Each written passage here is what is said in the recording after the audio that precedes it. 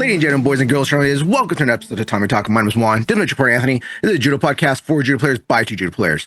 And as you can see, we have a very special guest with us again, DrSeoiNage, a.k.a. Aaron, our boy with the stats, coming back to talk about what the new rule changes. So, sorry, Dave, Anthony, get the hell out of here. Dave couldn't make it. So. Yeah, Dave was supposed to come, but he couldn't make it, so I just got Doctor with me instead. I got the Doc. So, Doc, how you doing? I'm doing pretty good, trying to stay warm. Winter has finally come. I had a great time actually at Winter Nationals. Better accommodations. So people don't know, he actually came to California, to beautiful, sunny, lovely Southern California, to the LA Convention Center for the Winter Nationals, where we're going to be holding the Olympics as well. So he came to compete at Winter Nationals. He stayed with Anthony. So he knows all of Anthony's dark, dirty secrets now. So as you can see, that's why he's on the show a lot more now. Okay. So how'd you like Southern California, and how'd you like Winter Nationals? Well, I guess you can get used to the traffic after a while, but that was like the thing. The weather was pretty nice. I just liked having that much judo in one kind of area. Mm-hmm. In terms of the venue, I don't know if they needed to have Winter Nationals at the LA Convention Center. Hey, we're working out the bugs for the Olympics. Okay, yeah. We gotta have as many turns as we can to make sure it works. That's fair. It was like the mat spaces were nice. I noticed that when they were actually like shoving the panels back together, they actually did have a subfloor. So it's better than them just having it on concrete. You mean the little foam layer, right? Yeah. Subfloor. So like as the mats go, it was as with many tournaments, my biggest gripe is going to be like inconsistencies, but that's a dime a dozen. We're talking about the referees, basically. Yeah. Like, and it's always like a mixed bag. Like you'll have one referee make a call and it's like, I literally like, according to the rules, then they're supposed to call this for it. And then you'll have other ones that are really on top of it. So it's just like hit or miss. Mm-hmm. It was nice just, coming out of like competitive retirement, competing at that size of venue again. Mm-hmm. And just getting back into shape for it, which was like, I actually finally am back at the weight class I used to compete in my early 20s, which that took some time. Yeah. So I'm back at 81 kilos again, despite being under 90 for the longest time. I can't imagine me trying to get back to 81 kilos. Anthony, cut my leg off. You just hop up to him and then just hit him with like a no leg to Ryagoshi. Something like that, man. Oof. But back in the days, 81 kilos, man. That could be young again.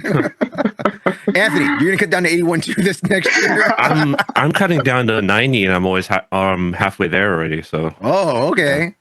I think I may have inspired him. So like one of the things was like even when I was having like, so to speak, an off day where I wasn't concerned about calories, I just track everything that I eat. Mm-hmm. And so I actually have this very convenient app. It calculates like my actual metabolic rate. Mm-hmm. And so that's what I got me on it. Yeah. And so that's what I used to actually like kind of do a long-term weight cut. So I wasn't like just jumping down. And so I'm like conveniently now hovering like, between like 175 and 178. So just in that kind of sweet spot. And I couldn't have done it without that though, because I was able to keep all my lifts like at the same level or even increase them. So I didn't lose muscle mass doing that because that was the big concern. Yeah. I love the app. I'm not going to name it unless you decide to let us sponsor it, but that's a sponsor I would not mind actually, but the app is actually good. I've tried other apps and this one's like, it's obviously paid, right? But it's actually worth it. So it's called Macro Factor. So I thought you were going to say them. Now I got free sponsorship. I want people to check it out. Yeah. I use Macro Factor. It's a game changer in that respect. It enabled me to get back down and also just stay there as well. I haven't like bounced up since the tournament. I only gained like a pound over the Christmas and New Year's. Wow. Actually. What'd you eat? That was being what did you eat? I had the whole gamut. Like I had Christmas cookies, every year my family does buff bourguignon. It's like a kind of beef stew. It's really good and filling. We had pavlova for desserts, you know. So it was pretty indulgent. Nice. There was a few days. There was one day I think I hit like 4,000 calories. Holy crap! And then you're like, excuse me. And then you're like, I gotta go for a walk. You're all of that food. So yeah, no, it's just a useful training tool because it's one of those things like, I'm not as fast as I was in my early 20s. So I don't want to necessarily also chip away at my advantage when it comes to like strength and stamina. And so that made a difference. Like, there are things to work on as a result, like in terms of performance, but I was happy that no one got me tired. No one outmuscled me. And I was going up against like 20-year-olds. So maybe I'll have better luck in Masters next year instead of just senior division. Oh, come down again, You stayed Anthony's again, Yeah. Yeah, it was actually well, thank you. And I really appreciate it. It was really convenient, actually, to get to the convention center from Anthony's place, surprisingly. Yeah. It was the weekend. That's why. Wait till you sit through my commute. So. Oh, yeah. Like, he'll send me texts, and I was like, the ETA, or he'll post it as like a reel. And it's like, I can't imagine that. Well, it's weird. You kind of get just used to driving an hour or 45 minutes in LA. Like that's just driving somewhere sometimes. That's how it is. It's that whole funny thing where in California, or at least in California, we measure distance by time. Oh, it's gonna take me 45 to get there. It's gonna take me an hour to get there. It's like 20 minutes down the road. Where I know other people are like, oh, it's 3 miles. But what is that in time for me? Okay, what is 3 miles in time? Yep. No, it's a practical consideration at that point.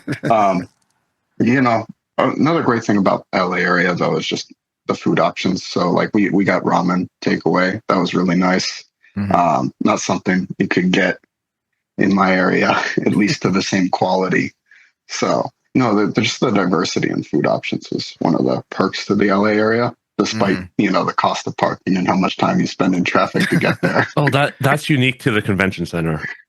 That's it was pretty expensive. Yeah. That's why I just took the metro, aka our subway system, to get there. Like I'll walk a few blocks from the subway station. Okay, I don't mind that. You didn't want to pay the $30 for parking? No. It's funny you talk about food because we have a new student at the dojo, and he was telling me, he's like, oh yeah, sensei, I'm like 30 pounds over. So they moved to LA. There's just so much good food here. I've gained like 30 pounds. And I was like, welcome to Los Angeles and a new weight class. There you go. Yeah, talk about not having any issues if you do a bulk. Yeah.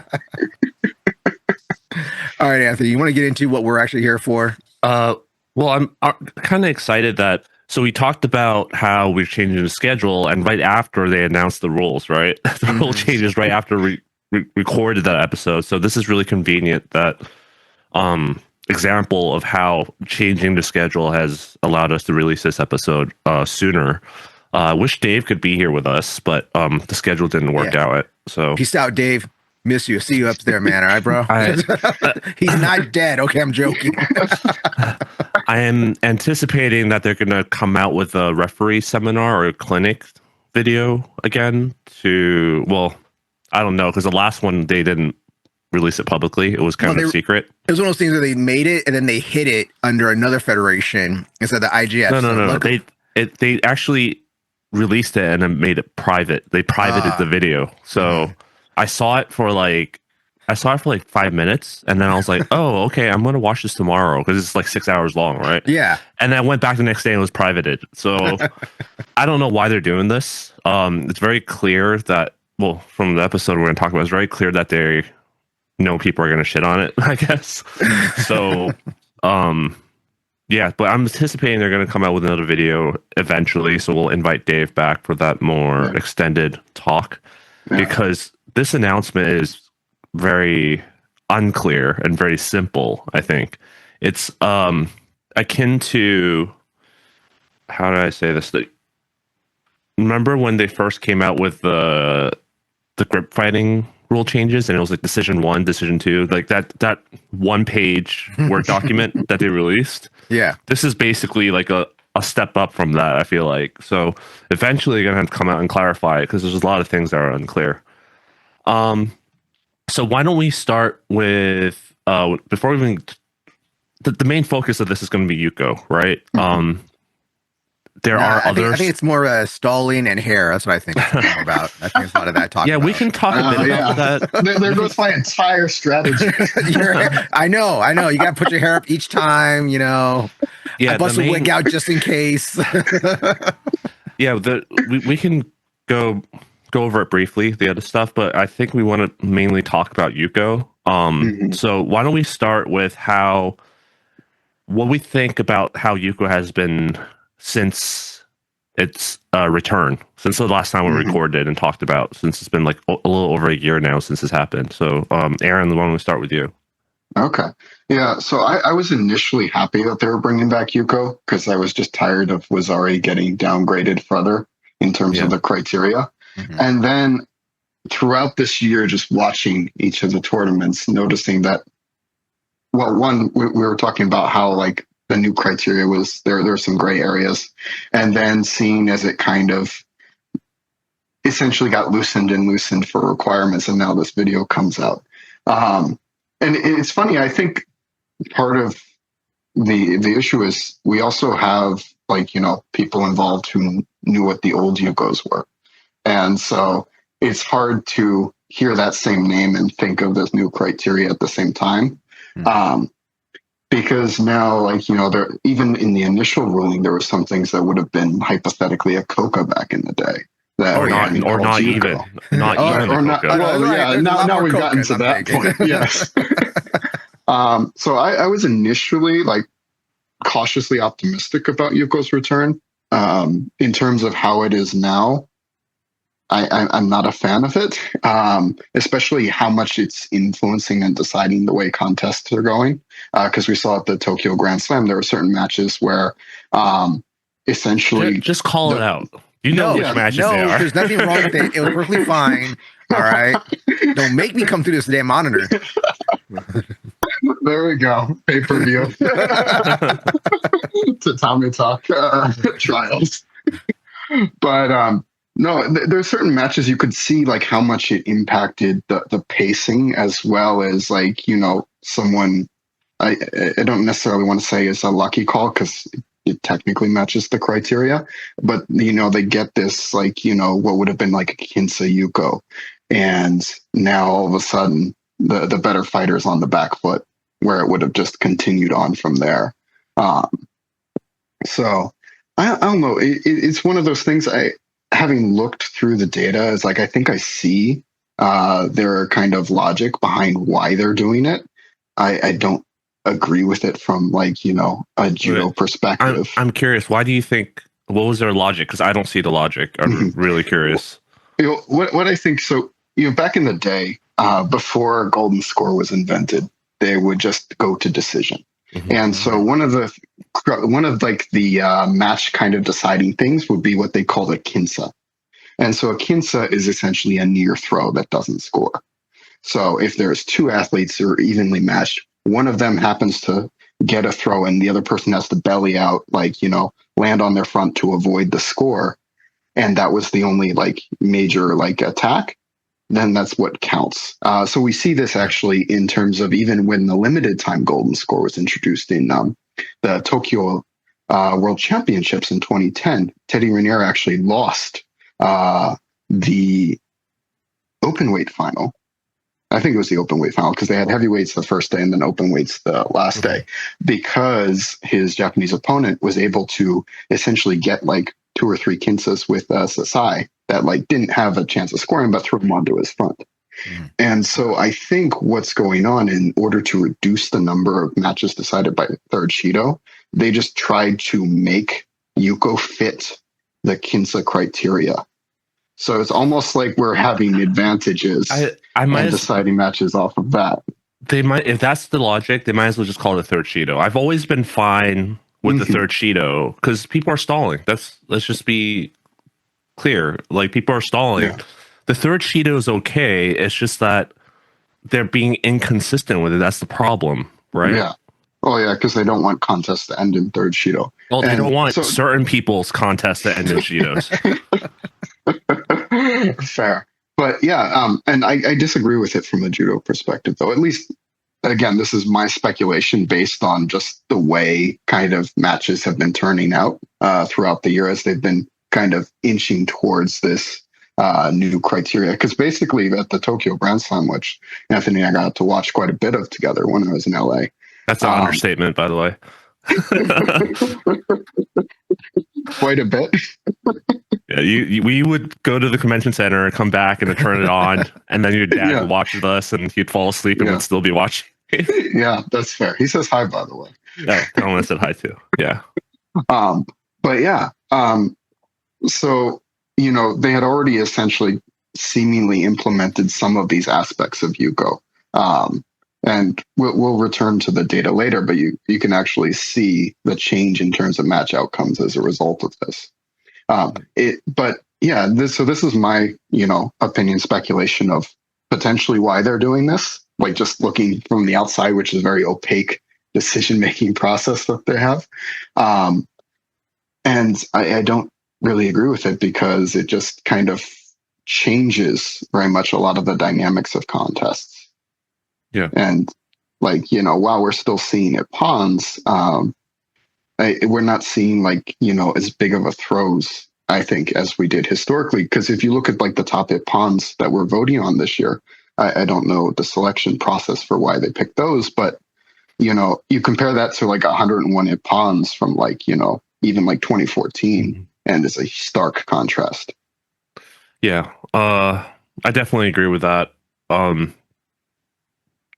I think to summarize my thoughts on your opinions, I think the problem is transparency. There's a lack of transparency in who's coming up with, how are they deciding these 100 top epons? How are they deciding these rules? Who's deciding it? And all they're saying is a top panel of experts with elite pedigree. I'm just like, okay, name them then. Who is it? Yeah, it's who's deciding this? How are you making this processes? They're saying, they're looking at the data, what part of the data says this is okay? Are you looking at the calls you're making and how inconsistent they are? That's data, right? So anyway, that's why I think. Juan, what about your thoughts for the year? Well, I know you guys are unhappy, like you guys talked about and stuff. I'm more on the other side where I see. I'm not talking about the rule changes. I'm talking about this year. Yeah, so far, the Yuko. Yeah, what I'm saying is I'm more seeing is I understand where they're coming from, where we have a lot of masters we have to make happy right now. We got to make TV happy. We have to make the Olympics happy. We have to get people to buy the IJF streaming service happy. So people don't want to watch Shidos. People don't want to watch, even though people don't want to watch Golden Score. People want to watch matches finish. And I think they were trying to get more Ippons. And okay, so they're trying to get more Ippons, I feel, by adding back the Yuko, so that people wouldn't be winning with a Yuko level Wazadi, and people being like, that was 2 ugly ass throws that were Yukos back in the day that are now getting Ippons. So if we bring back the Yuko and we give them I always talk about the advantage. I always bring it up as an advantage to people when they ask me about what a Yuko is. And I just say, just think of it as an advantage. Don't think of it you can get 50 Yukos. It's never going to equal Wazadi. It's never going to equal Ippon. Because I get some people beginners, I'll ask me, well, Sensei, if I get 4 Yukos, is that equal? No, it doesn't. Okay. I don't know where you get that from. I don't know what subreddit you got that from. It does not equal nothing. All right. Just think of it as an advantage. Where they're trying to force this, and it just goes how people are. They figure out the system, and they're like, okay, well, if I can just get more Yukos in their person, or if I can get a Wazadi and then just stack a Yuko on top of that, and I can win. I get that. So for me, I see what they're trying to do, but as we always talk about every year, people work the system. We know people. We've talked to trainers and stuff, me and Anthony, that literally say, "Oh, I teach my guys Wazadi judo. We don't go for Ippons. We just try to get Wazadis." So now these people are lowering their grade down more, being like, "Well, I'm just trying to get Yukos. As long as I don't get thrown, I can make sure I got a Yuko on the board. I can win." So I get where people are complaining about this, but I think it wasn't as bad as it could be. I think it has. I think it's gotten better at least. with more action, at least. Okay. Yeah, my personal opinion is that, again, transparency, right? Because they clearly, we talked about this in the last few episodes ago, like they clearly changed the criteria to whatever they announced today, but they never officially announced it. And the closest thing we got was some USA Judo referee from some grainy ass Facebook video someone else shared talking about it. So that was announced to a subset of certain referees, but never to the public. So people like me who saw it, even me, like who knew it, was like, what the hell is this? Like, right? Like, why was it not called this way? So and you see it in the convention center. Coaches were upset, viewers were upset. Like, what the hell is going on? Like, you guys just said in a coaches meeting, referees meeting, like this morning, that it's not going to be like that. And it's because they haven't communicated this well enough. So, I just think whatever they decide, good or bad, they need to be more consistent and they need to have a better communication process. That's my opinion. I don't like it. I don't know if they're trying to. I just don't buy the logic of trying to reduce the wins by reduce the amount of Shido wins, because I think I'd rather like a legitimate Shido be called and that guy won legitimately than like, why was that a Yuko and that's a Yuko, that's not a Yuko, and he somehow got not Yuko called as Yuko, so he won. So there's like question on whether he deserved that medal or not. I think, namely Hifumiabe, right? That's great. No, that because everyone watches his matches, so it's easier for people to know what I'm talking about. So it's like within that tournament, why was that a Yuko and that's not a Yuko? And that's because he's the golden pretty boy that we need to get on boxes and get on TV to get us sponsorships, to get us more money, get more popular. So that's why. All right. I know, like when I talk to certain people about it, they're like, oh, there's some grand conspiracy on like rigging matches. And I agree. I don't think there's like money transacted. Like, hey, make my athlete win. I don't think there's like obvious conspiracy like that, but I think there's definitely inherent bias for sponsorships and viewerships and stars and stuff. Like, we saw the same thing happen with Daria Below in the Olympics. Like, similar happened. Tokyo Olympics, same thing happened with all the Japanese people, like super favorable calls, right? So, kind of saw it in the Paris Olympics, not to the same extent, but there's definitely an inherent bias, and these kind of rule changes, I think, are giving them so much gray area to work with on the calls, because if they made it really obvious and transparent like what the call should be, then they don't have any room to wiggle around in. Does that make sense? Yeah. But that's my like pro judo view, but my recreational judo view, it's like always thinking, how does this affect us locally? Like, how does this affect my students? And it's just not good. Like I mentioned this before, I forgot where, but like we're essentially learning 3 different rule sets, right? There's the IJF one, there's the one within the dojo, and then there's the one that the referees locally are going to call. Your local refs, yeah.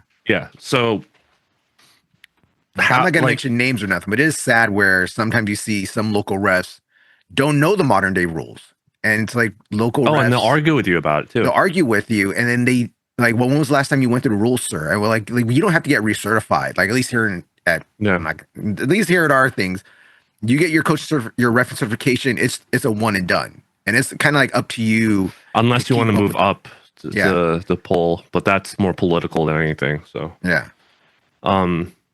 so I that's what I think. But all right, let's not delve on that too long. Let's go into the statistics that Aaron put up. Look at all those Z-bones right there. Look at that, beautiful. Look at that green. I don't know what you're talking about. All those Yukos. All right, look at that green. Yeah. So one of the things we observed like early on with the Paris Grand Slam is that there was an increase in Ippons overall, and so we see that with the Tokyo Grand Slam at the end of the year too, albeit a slight decrease overall. Now, the reason why I chose these two to just present kind of one, you can see the changes in Yuko criteria having an impact, but also they're like essentially the two highest level Grand Slams, one at the beginning of the year, one at the end of the year. Literally in terms of matches, they were within 5 matches of each other. So it's a similar sample size. And so that's why you can kind of see it more overtly. Plus, it's, you know, the top 2 judo nations are the host nations. So in terms of, it's interesting to see how much the Yukos have changed. Like, you know, Wazaria was set to Japan, you know, it's within 2% of each other. The other Wazaris are becoming less common as deciders. And so that's interesting. And I don't know if that's, you know, strategic aim for the athletes, or if they're just, you know, have gotten used to the rules and now it's more competitive. So you only get a Yuko. But, you know, to see it go from like, you know, 15%, we're talking that's roughly 1 out of every 7 matches, to go to just under 1 out of every 4 matches, shows how much Yuko has played a role, particularly as the criteria has gotten, like, I want to say looser, but, you know, as the criteria has changed. Because the one thing they did do is they did reduce third Shidos by half. But, you know, I was already kind of happy with it being under 20%. So, yeah. In terms of like direct town supermarkets, like we're talking like only a handful per tournament now. I actually think at the Tokyo Grand Slam, so one was, I think, a standing arm lock. And then the other one was actually Kawazugake that got called, which you don't see as often. That's the first I've seen in a long time. But yeah, so you can see the impact that Yukos have had. It's not necessarily reducing the amount of Ippons, but at the same time, I wonder how much that is affecting, because also one of the more common things you'll see in the matches that are won by Ippon, they'll score a Yuko first, and that forces the person to open up. So that is, by like, you know, logic, a good use of Yuko in that it's forcing this greater action. But, you know, the fact that now Yuko is growing to be a larger chunk of how matches are decided potentially concerns me for long-term development in terms of what athletes are going to be focusing on. Yeah. Now, here's okay. So my question right here, with when we see the chart and stuff, and we do see like the Yukos has gone up, do you think it's possible, like, even though Wazaris has stayed very similar and stuff, that when they've reading that Yukos have gone up because the criteria to get Wazari has gone up, that now those calls that used to be called a Wazari, that the whole argument that, oh, these Yuko calls that are now being Wazaris are being called as Yukos now? Well, yeah, if you compare, say, you know, the World Championships from 2004 to the World Champions in, 2024 and the World Championships in 2025, there has been a subset of those Wazaris and Wazaria Wasete Pons that are now in Yukos. So that already happened at the beginning of the year. And so that basically this increase in Yukos is now just an effect of this year. Because you had that initial drop at Paris, it stayed through Baku and has continued on. But then as the year has progressed, after you have the reduction in Wazaris, then we have this increase in Yukos. Like, you know, that kind of builds up.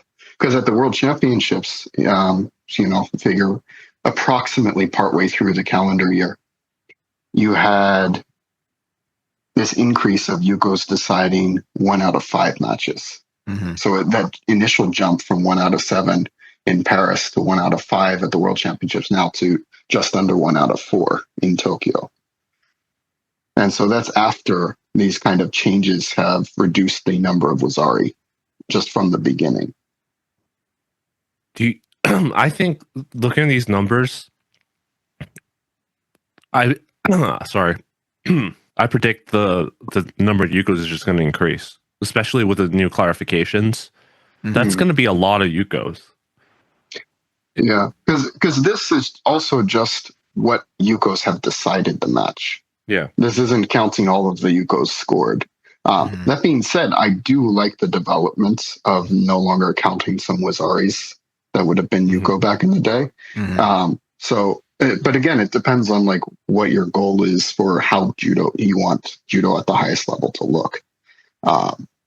And so my concern here is that now you're going to have a lot of athletes just kind of going for those Yukos and not necessarily going through to Ippon. So we'll see. I'm hoping the Ippon percentage like holds similarly into like the 40s, which is a slight bump up from like, you know, the 2024 rule set. But yeah, so I'm wary. I don't know if Yukos will drastically increase, but it wouldn't surprise me if on average Yukos were deciding like a quarter or even slightly more of the matches going forward. Well, I think the reason I say that is because of the grip fighting rule changes too.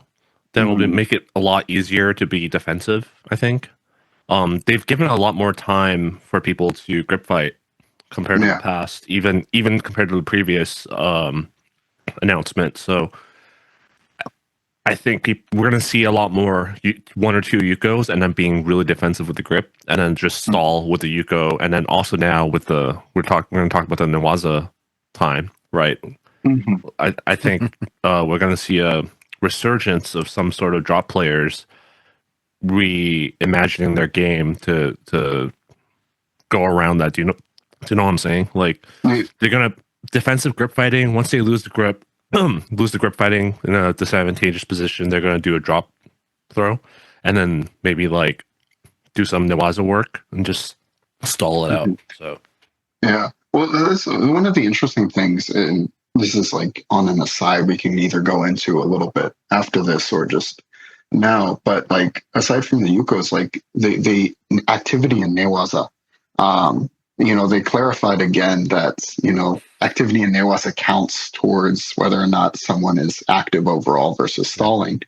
And I'm wondering when they're actually going to enforce those, because having watched the matches, you know, they're still, we're getting a player attacking standing and the other player attacking in Newaza and then continuing. And then only the player that was attacking in standing, you know, standing gets like the call in their favor. So the other player gets the Shido, even though they were attacking every time there was a Newaza exchange. And so I wonder how much of that is going to get more consistent.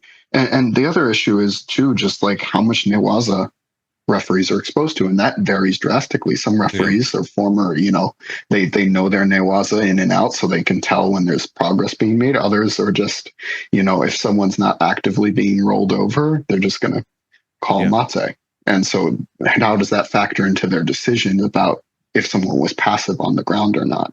Yeah. Because are they going to mentally think of those almost as false attacks if they don't succeed? I will say, for some referees, not all of them, it's a lot of stuff to keep track of. Like, how long has it been since their last attack? And then who did the drop? And then who did this? Now, this is like mentally adding on to all these things. So it'll be interesting to see that. But you're right. The announcement about the attacking in Newaza is not new. It's been around for a year at least. And they have just not been enforcing it, which is why we still see the drop meta being so strong. Because I'm really looking forward to this so that they would nerf the drop meta, the drop spam meta, and hopefully we'll see less ugly judo is what I would call it. But I think the announcement with the way it's worded, they haven't made it clear whether it is what we're talking about, which is like, okay, if the guy drops and then the other person attacks on the ground, is it like now equalized? So there's no Shidos at all? Or are you going to give Shido to the person that turtles? Or are you going to just do what we did before and give Shido to the person that doesn't do stand-up work and only counters the drop, right? So there's all these questions. So it'll be interesting to see how they either clarify it or how they enforce it. I'm going to put my money on them not changing it at all. It's just going to be the way it was, just like the last year. So I kind of feel that because some of these refs, the IJF refs now, are from the generation that didn't do a whole lot in Newaza, a lot of them, like we're talking about, some know, some don't know and stuff. I literally think some of them just forget that they just have in their head that, oh, they're just doing Newaza. That's not no real attack. So I'm not giving it to them. I literally just think that they just forget that, oh, shit. Oh, yeah, I'm supposed to give them time. I'm supposed to let them work and count that as an activity. That's what I just think, because a lot of these refs that are from the generation of that, they didn't do a whole lot in Newaza. They just did some pins if they had to and no some arm bars. So that's just my thought on it. So again, from a local recreational perspective, not looking forward to how they're gonna implement that. Plus, we kind of complained about this, but like, there's gonna be a lot. There's a lot of children referees, right? Hmm. They're not exposed to a lot of Newaza, right? Especially with all the stupid rules of like, oh, no arm bars, no choking, no this, no that. Like, I want to talk about that later more, but nowadays I'm struggling with what do I teach adult novices and kids when you're like, this isn't allowed, that isn't allowed. Like, how are they going to enforce the rules now in competition? We don't allow all this stuff. So What we're talking about is that so this is kind of weird thing for us at Winter Nationals and at some other more larger tournaments for some weird reason when it came, because we're mostly an adult dojo. We have youth as well, but we have mostly adults. So adults are supposed to be allowed to pin and choke. You know, that's just kind of like a blanket thing. Like, you're not brown or black, so you can't armbar. Totally get it. Understandable. So we kind of teach our guys how to pin and how to choke people from different positions. But then we'll get to some of these larger tournaments, like again, this Winter Nationals, and then we look at rule sets and it's like, okay, adults, non-brown and black, only pins, no chokes. And we're just like, a lot of our guys' game is based off of, if I get this, I go for the choke. If they do this, I go for the choke. So we have to tell all our players, hey. So remember today, no choking. All right, yeah, no choking at all. Or this weird thing, I'm gonna just call it Naka for years ago now. This is old now, like 10 years ago. Naka had the bright idea, just before Anthony was even at the dojo, had the bright idea that ladies weren't allowed to armbar. And they kept that rule for like 6 months or something. It's like, that made no sense that ladies weren't allowed to armbar. Even black belt ladies weren't allowed to armbar. Then they had to change that rule. So sometimes you get these weird things like this, and it's like, how do we teach? What do we teach? You know? So that goes back to our thing about these different rule sets. I'm at the point where I'm like, okay, I might as well just focus on turtling, like teaching them how to do effective turtling. Seriously, like, such a waste of time to teach all these turnovers that you can't do at this point. It's not just not good. It's like coming down from IJF too, like the Sankaku rules and all that stuff. So, yeah. But okay, let's move on. Let's talk about the Yuko itself. So, I want you guys to tell me what the difference is between this, Mm-hmm. okay, between this and this. As you can clearly see, her hips are on the ground right there. Her thighs are toes down. Where right here, she's slightly at a 20-degree angle. Here, her hips are totally on the ground, you know? No, the BS right here is that no matter what, they're going to call it a Yuko, okay? I ain't going to lie to you. One ain't lying, all right? No matter what happens. Yeah, based off of what we saw in the Tokyo Grand Slam, President's Cup, Dallas Open, Winter Nationals, this is a Yuko. They're going to call it a Yuko. They're going to call it a Yuko. They're going to call that a Yuko, no matter what. And the whole excuse when they try to be like, if both hips or both knees or both feet touch the ground at the same time, it's not a Yuko. BS in your normal vision that you're going to be able to see that, and the side refs are not going to review it, okay? They're going to call that a Yuko. Yes, I want to quote one of my friends. I posted this on an Instagram story, and one of my friends said, "Oh, it's like a Life Alert commercial." Help! I can't get up. So, I mean, looking at this as a coach, I'd be like, "Hey, if you land in your front, raise your hand up and risk getting armbarred." Basically, yeah. So, they don't get you to throw; they'll get you to the arm bar. But if you look at the wording, so it's contradictory unless my English is bad. So side landing 90 degrees or more to the front landing, right? Is Yuko. So if we go to the no Yuko definition, will not be awarded in case of side landing 90 degrees or more to the front landing. Isn't that like this one You got to read the rest. You got to read the rest, Anthony. Read the rest. Yeah. And that's the wording. Yeah, but the wording is kind of weird. And if when it comes to laws and regulations, like, wording is super important, right? So I think instead of if, it's like except for, let's replace the if to except for, assuming that's what they mean. First, the front part of the stomach, the front part of both hips or both knees to the front are touching the mat. Yeah. The thing is, the front part of the stomach, the front part of both hips or both knees, and then we go back to the previous one. Yeah, that's exactly fits the definition. That's what I'm saying, right? Yeah.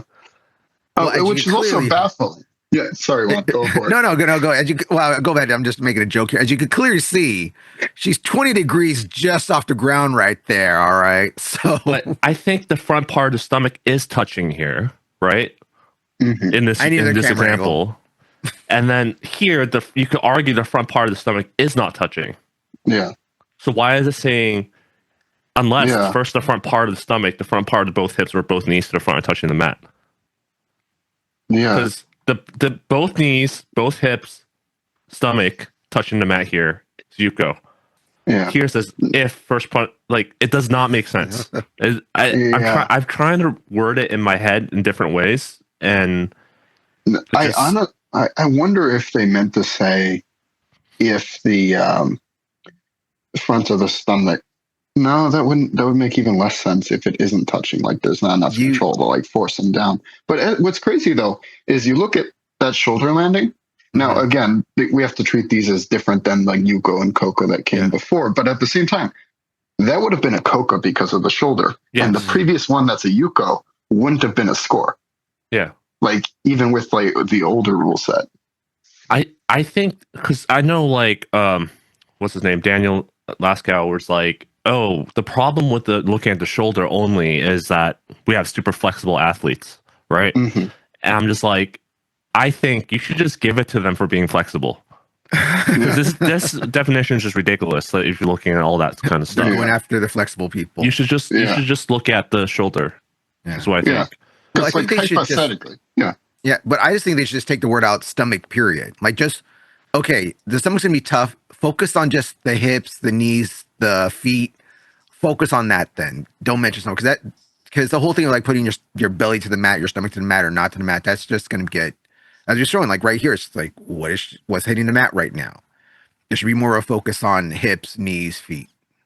Yeah, I don't understand this, and it's funny because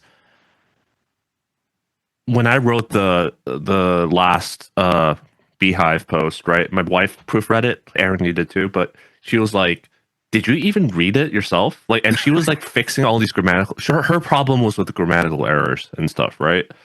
But I'm like, yeah, but did you understand what I'm saying? And she's like, yeah, but there's so much, the grammatical errors just bothers me. And I'm like, okay, did anyone proofread this and send it to someone to ask if it makes sense? Like, I just don't know how they can release this in this state and think it's clear. But then again, I look at the new Kodokan videos and they're similar, right? It's like, this is the difference between this and this, and then there's like no difference. But, so I don't know. Do you guys have any other thoughts on this before we move on? Well, I just think it's going to cause a lot of frustrations at the local level, especially because then it becomes this game of telephone of like, you're going to have to keep track of, what's one referee's Yuko versus another. Yeah. I personally experienced that when I took my referee certification. Like, in my exam, one ref was like, why'd you call it like that? You're wrong. You should call it like this way. And then he went off to have lunch break and a different referee came and they're like, why are you calling it like this? I'm like, well, the previous guy said to call it like this. And then they're like, well, no, you should be called like this. So this is the problem when you have gray areas like this. Juan, anything else? No, like I said, I'm not gonna lie to nobody. They're gonna call it all Yuko. No matter what, unless the knee is like super blatant knees hitting the ground. Like I said, no one's going to focus on the belly unless your knees hit the ground. Trust me, they're all going to call it Yuko. Yeah, I mean, I didn't include it in here, but if you watch the video, they have one part where they land on their knees bent. Mm-hmm. That's not supposed to be a Yuko. So, but this is clearly just for this. We saw this happen a lot. It's ridiculous. Yeah, I just looking at this is not making me look forward to watching matches. That's kind of that taken care of, I guess, because we already talked about Yuko for a long time. Unless you guys have anything else to add. Are we going to talk about the back landing, the back and the shoulder landing at all? You want to talk about the back and the neck? I mean, that was always the case, right? Well, it used to be Wazari, but now it's Yuko, I think, right? Well, It's Yuko, but here's my thing about that. This is just me going to go on a little rant right now. Yeah. They can say that landing on the high shoulders, landing on the neck is going to be a Yuko now, but we have all seen throws where they're big throws, but they land on the back of their neck. They look like they killed themselves sometimes. They land on the back of their neck or they land on their high shoulders and they get ippon. Yeah. We've all seen that. Well, now this is a change, right? So, yeah. So let's see. This is going to be one. It's going to be. Are we going to see them be like, "Damn, that's a big throw," but he landed on his neck? Sorry, oh, man. You mean like the Hifumi Abe one? Oh, by the God Korean? Damn it! No, he bridged. No, That's but exactly I'm saying, yeah, that was a bridge, though. Yeah. He bridged and landed on the back top part of the shoulder. So it's just one of those things like, are they going to do it? Because before, like last year before that and stuff, I know these are like old scores and stuff, but those are like ippon throws. And those are some of the biggest throws also. Mm-hmm. Some of our biggest beautiful throws where they land on the back of their neck or high shoulders. And you're like, man, that's technique, strength, throw, impact. That is ippon. But now they land on their shoulders, back of their neck. Sorry, bro. It's going to be Yuko now. Are they actually going to give it Yuko like they're supposed to? I don't like this change because it's going to incentivize people to bridge. That's what I'm saying. I mean, obviously, you're still going to, if you bridge in the classical traditional sense, then yeah, you're going to still get Hansokumake ippon, right? Mm-hmm. But you're still going to risk land. You want to have your back and feet off the mat and land just like over the top on your shoulders. So people are going to be incentivized to bridge. So it's funny how they talk about all the safety stuff and then they do this right do here. This, right? Yeah, that was my thing. So I was like, man, those used to be some big throws and they're going to be called Yukos. Now, are they going to call them Yukos? And it is going to make it more dangerous because it'll be like people like, oh, well, do I land on my back and give them ippon, or am I going to land on the back of my neck and just for a Yuko? You know? And this is I have no doubt that next year or even 6 months from now, you know, that rule gets changed back into being like that's ippon again or something. So there's the buttock Yuko rule change. I think nothing's new there. The same, everything's the same. I'm also surprised they didn't address the bear hug, like in the World Championships. They didn't talk about the bear hug because they apparently changed it, but no mention about clarifications. No one knows about it. The grip breaks. So I had a discussion with someone on Reddit about this, a disagreement. It's I could be wrong, but it's saying breaking the grip with one or two hands, but keeping a minimum of one grip is allowed. That's like what it was before, right? Mm-hmm. And then breaking grips with one hand and not keeping a grip is allowed. Mm-hmm. Yeah. So now if you have one grip and then you break the grip and you don't keep it, that's fine. Before that was not fine. So that's the key difference, right? Mm-hmm. Because now breaking a grip with two hands but not keeping a grip is not allowed. So that's the same. So the second thing I mentioned where you have one grip and you break it is allowed. And I mentioned on Reddit that this is to address the backpedaling we're starting to see that we talked about. Because for those who aren't familiar, Gaba did this in the Tokyo Olympics.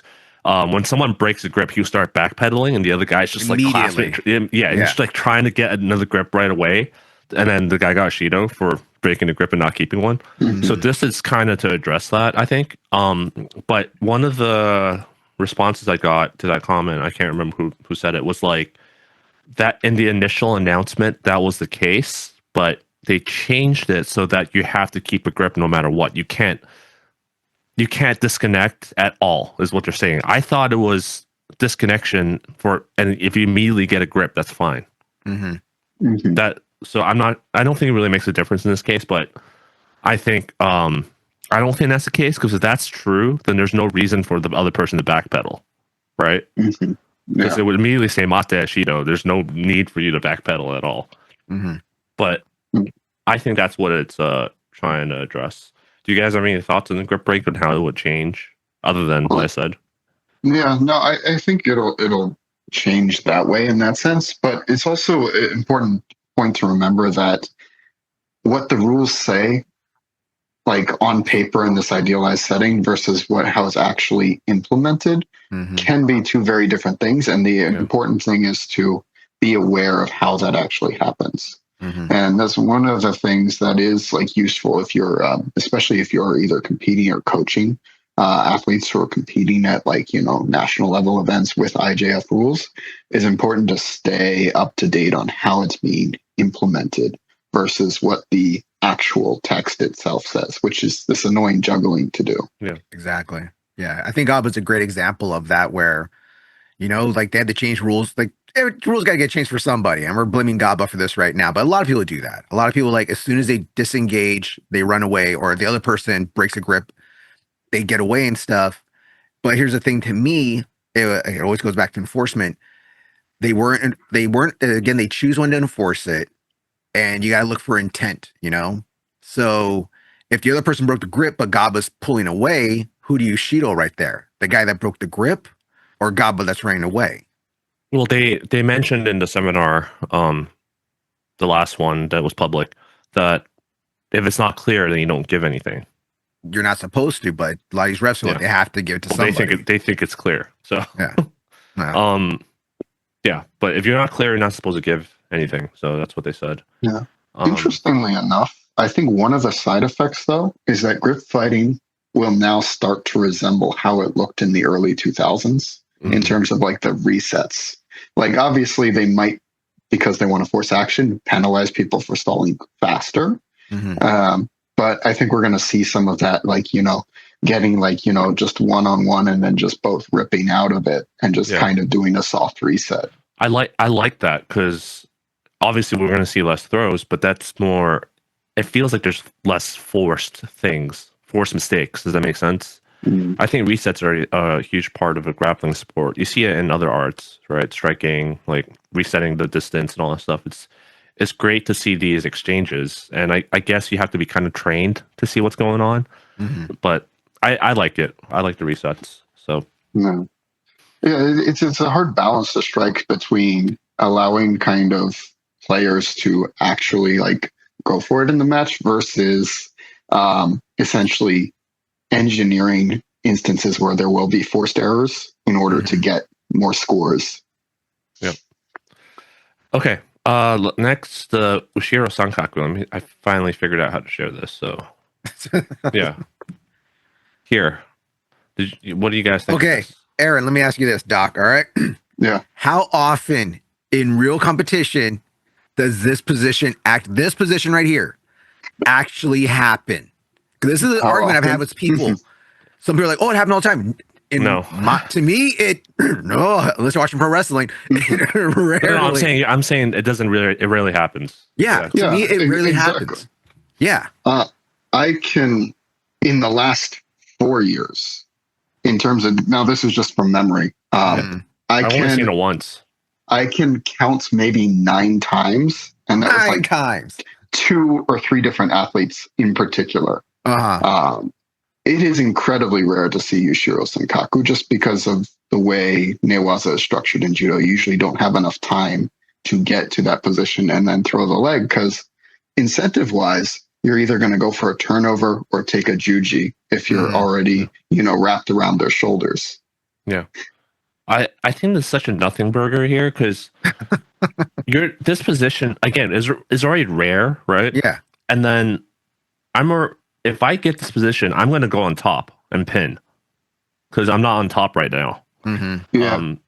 Which also, is actually, it's funny because they were talking about now you need to be on top for Senkaku Gatame, like, or Kuzuri Kamishio Gatame if you go by the Kodokan classification. But so it's essentially forcing that position now. Yeah. Whereas previously it wouldn't have.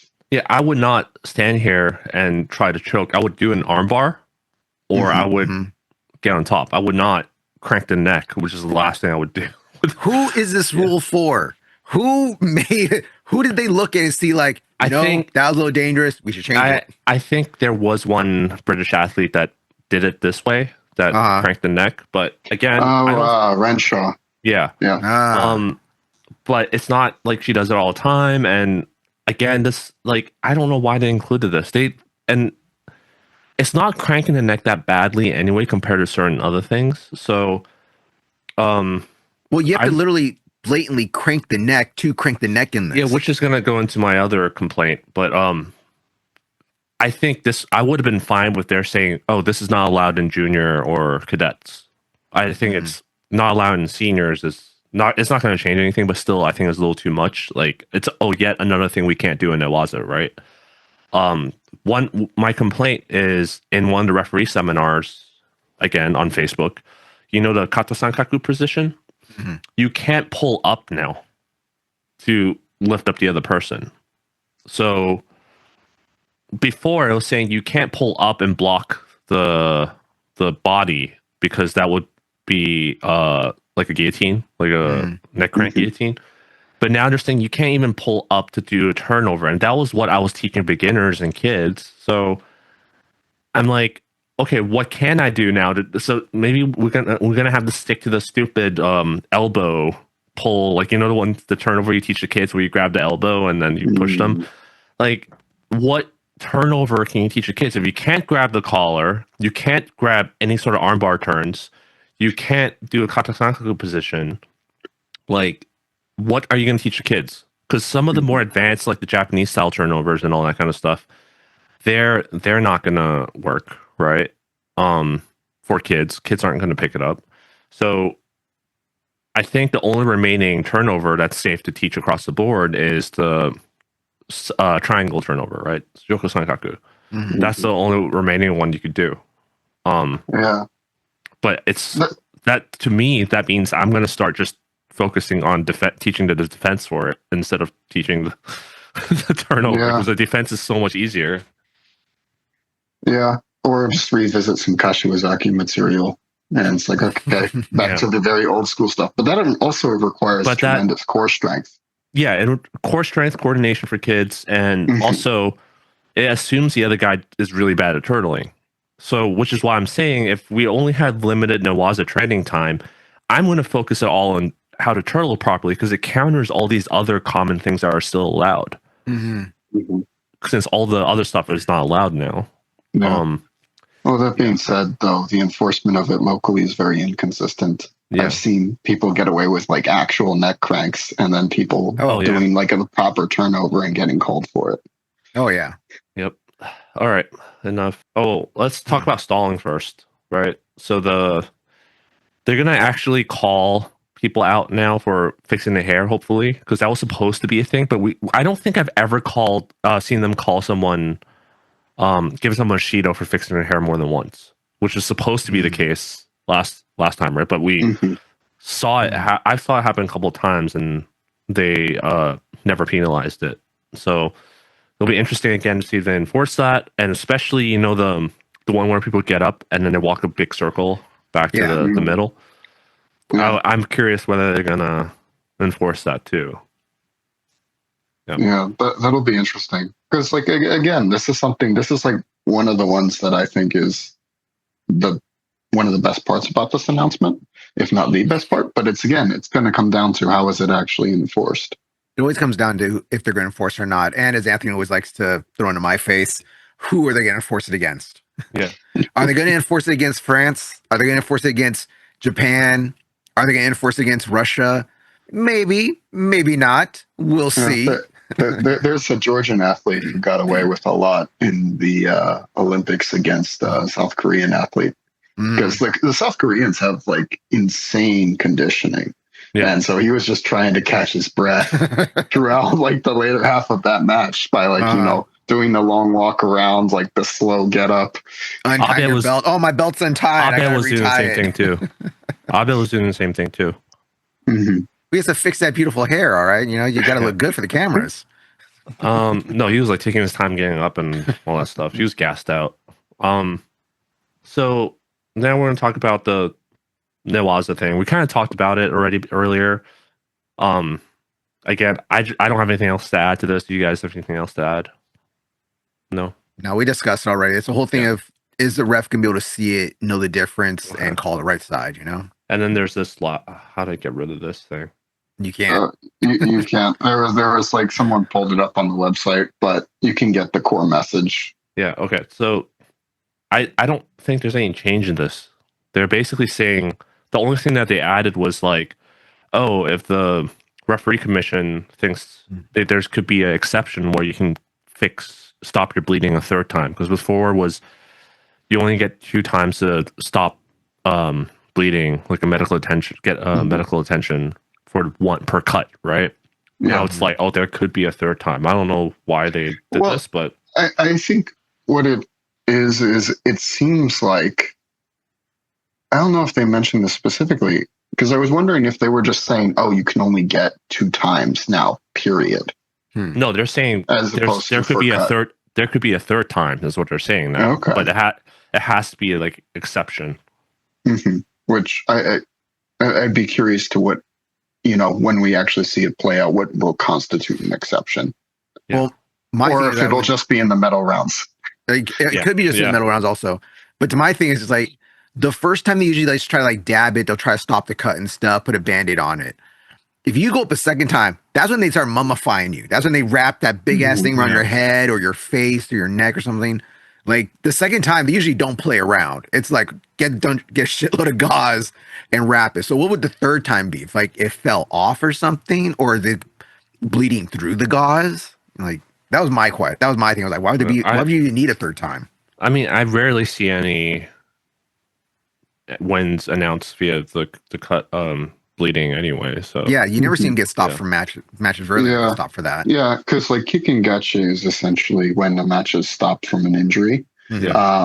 And those tend to be just acute injuries as opposed to just bleeding injuries. So I wonder why they decided to add that exception, though. I'm trying to think of any notable examples, because usually they're really good at stopping it the second time. And again, with like Juan was describing with the mummifying process. Yeah, unless they mean like, oh, if your arm dislocates, we put it back in and you can go fight a third time or something. Well, they can't you have to put the joint back in yourself. If a doctor does it, you get disqualified. So well, that's what I'm saying. They don't let you put it in anyways most of the time. No, they do. If you do it yourself. Have you? Yeah, if you do it yourself, you can keep fighting. I thought it actually cost Fonseca potentially the Olympic final match, like going to the Olympic final in Tokyo, because he dislocated his like thumb or something, and he was trying to reset it and he couldn't, and he ended up losing that match. And I think he pulled out a bronze then. Afterwards, after he had after he was off the mat and could get it actually reset. Yeah, I saw Yoshida pop her own finger back in too.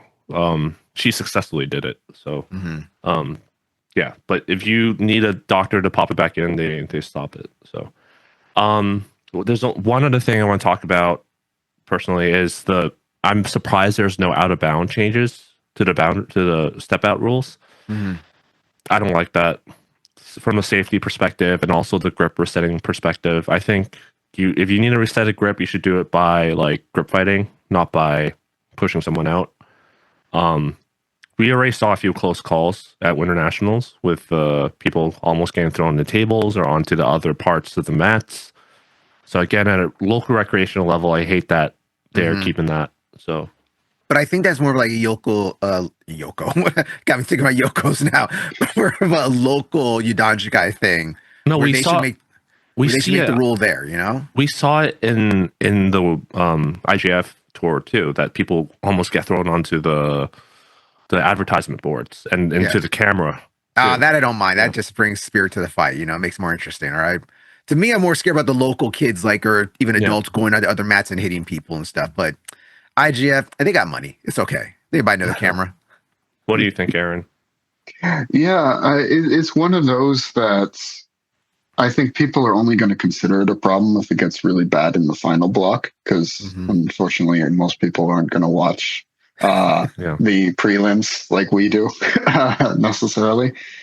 Yeah, I was surprised they didn't have that. But again, maybe they think their solution of just calling mate will be sufficient, even if people are going to game it.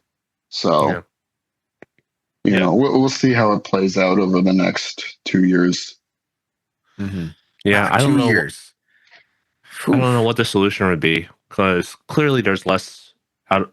I mean, every other martial art has an out of bound rule, so I feel like I'd like the way it was before. They just again have to call it more consistently. It's very clear who's being pushed out, who's letting who push out who.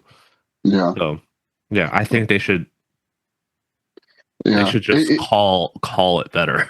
Like, It's interesting, this kind of long-term evolution of the out of bounds rule, because prior to 2004, if you threw someone out of bounds, it didn't count. Yeah. Even if you started in bounds.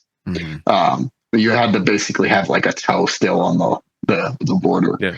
And then they went to the dynamic edge rule, which is actually the result of a refereeing call in the 2004 finals with Wan Hee Lee.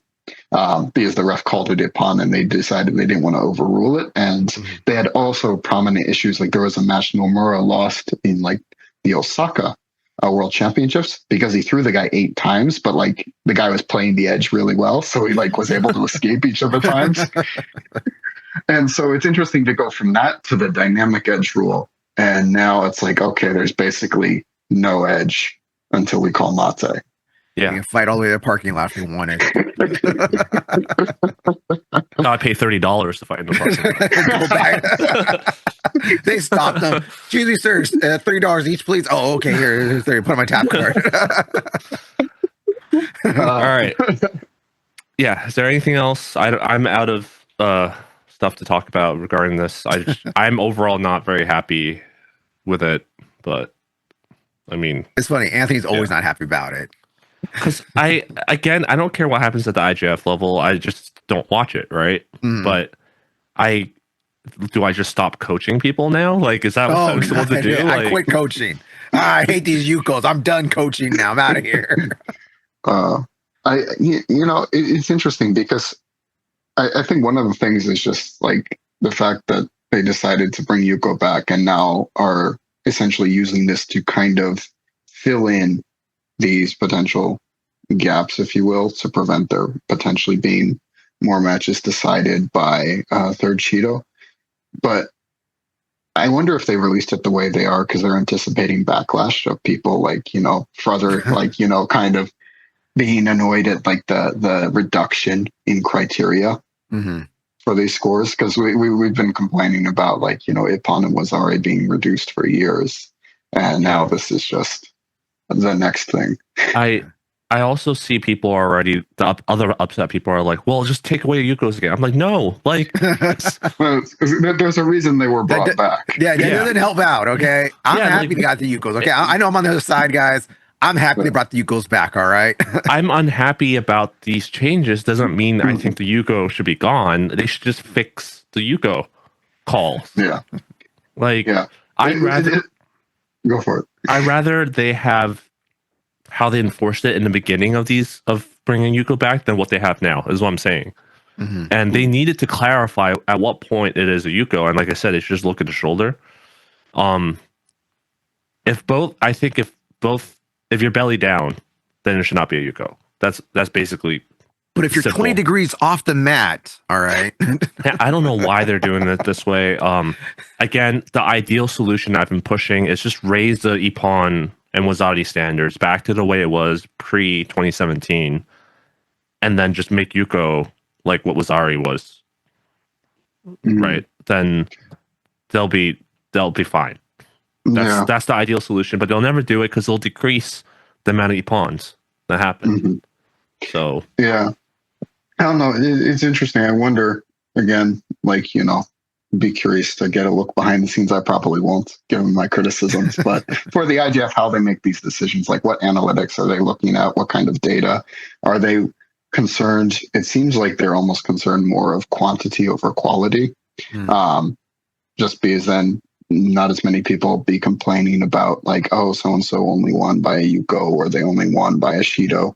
No one remembers that past like 2 years. Oh, yeah. Well, people don't remember, like, Nomura won his third Olympic title off of a Shido penalty to his opponent, because back in the day, it would give you a point. So he won off of a Koka that was a penalty Koka. Yeah. Everything has to be put into context. But yeah. So, no, I'm happy that Yuko's back, but it's one of those, it's like, I wanted Yuko back, but not like this. Yeah. Not like this. Not like this, Yuko. Not like this. Yeah, it's like the Star Wars like sequels, right? I wanted Star Wars back, but not like this.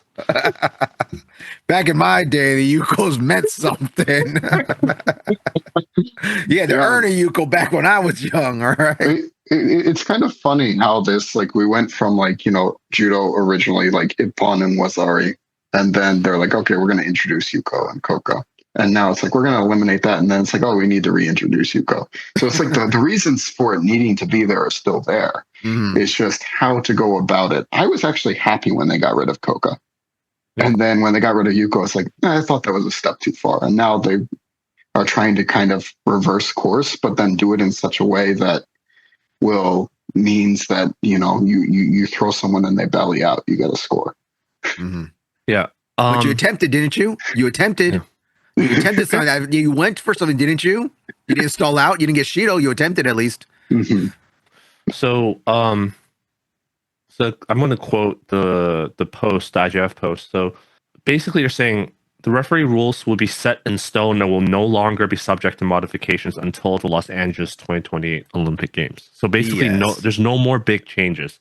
BS. They're going to change So stuff. there's going to be change. They're going to change stuff, but I don't see them making changes to fix Yuko. Basically, Mhm. we might see out of bound change. We might see the grip changes, but I don't think we're going to see more stuff. But also, we didn't see any clarifications on the Yoko Sankaku being on top thing again officially, right? Yeah. We didn't Oh, see they're going any to of say that. Talking about the other Sankaku. That was total clarification right there. That was it. What are we talking about? Mhm. We talked about it last time. Yeah, they alluded to it in Astana via blog posts, but then they didn't. They're like, "Oh, we're investigating." Mhm. Like, but We're doing an internal investigation. So Yeah. again, very unclear. But also they talk about how they've been just looking at the data this past year, and I mean, Aaron, you probably know better than I do, but from the looks of it, a lot of people are taking a break from the Olympics, the last Olympics, and like for example, Uta Abe, Hifumi Abe, how many tournaments had they competed in the since the rule change? Yeah. Nagase, Uta has, right? yeah, Nagase competed in 2 or 3. I'm actually surprised. Uta was pretty productive this year. She was in 3 tournaments. Yeah.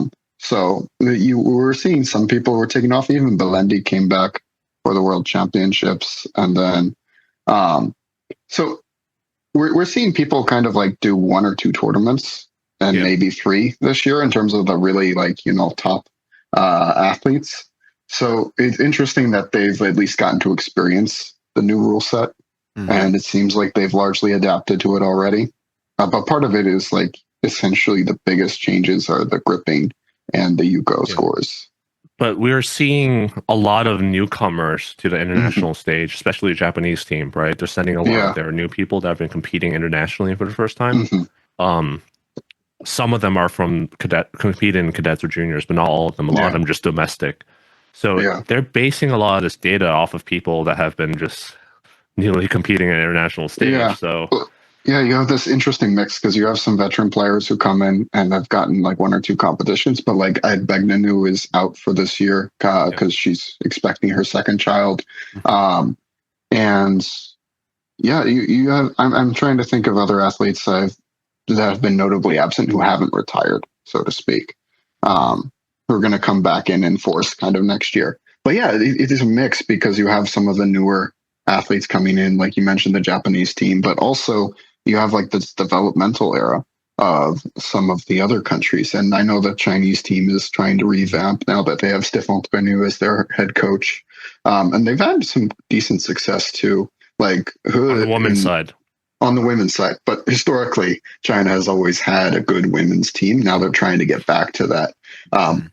And again, it was a joke back in the day when they had like legitimate team world championships and it was just the men's and the women's championships, that if you combine China and Georgia, you'd have a complete team. Now Georgia at least has invested in their women's program and they've had some successful athletes. The Chinese men's team haven't had any success since, and at the Olympic level, since 2016.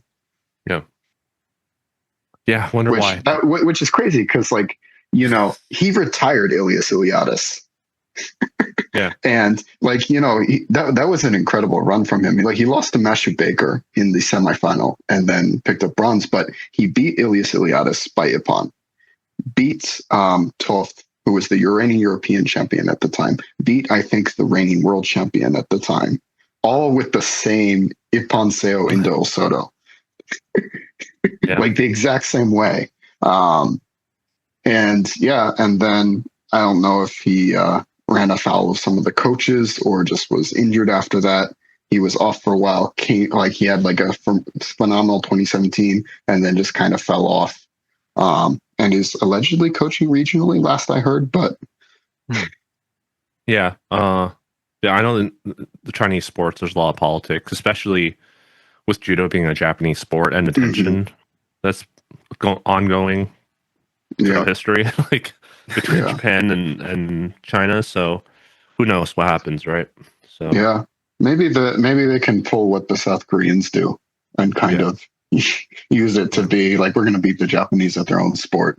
Well, speaking of which, this is just like anecdotal. I need to still finish collecting the data for this year, but it seems like the modern kataguruma, essentially the ukiwaza yoko toshi, is actually becoming less common now, which I found intriguing. It's because it's the gripping rules. They're like, Min Jong Kim or Kim Min Jong is like the only one who's like actively still doing it in terms of the heavyweights, team. right? And in the heavyweights. And what's crazy is he can actually do it. I think that's one of the options for the voting for the top Ippon of this year on the IJF website is one that he hit. So I find it interesting that that's kind of, that meta seems to be fading. We're not seeing as much Seotoshi. Maybe we'll see a return to that, depending on just how athletes adapt to the rules. So I'd like to see it gone. But why? Just you don't like it? Just because you can't do it, Anthony, doesn't mean no one else can. Okay. I just think again they should take away rolling scores. That's my opinion. That will fix the problem real quick. So I'm okay with it. I just don't think your whole game should revolve around dragging the guy onto the side. Yeah. Well, yeah, because there's a difference between being a drop specialist and it's kind of like the difference between a slugger and a swarm fighter. Yeah. In boxing, a swarm fighter gets in close and delivers a lot of punches, but doesn't necessarily have the knockout power a slugger does. And so you see athletes who can do a lot of drop sales, but rarely score Ippon with them. And then you see athletes who, when they do drop sale, there's a decent chance they'll score Ippon. So with that, I think we've gone over everything. We've talked over everything and stuff. Doc, tell people out there how we can see your stuff and how we can look at your charts. Okay, so this year was kind of dormant, but opening up this year I have one coming out by the time this airs that will be on left versus right. Do lefties have an advantage? That's on Substack, so you can just search DrSeoiNage Substack, and that will come up. If you want to get in touch with me, you can email me at DrSeoiNage, and that's DrSeoInage, one word, at proton.me.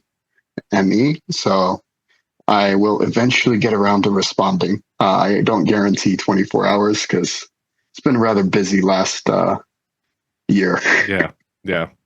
I hear you. All right. So Anthony, is there anything else you want to say before we head out? No.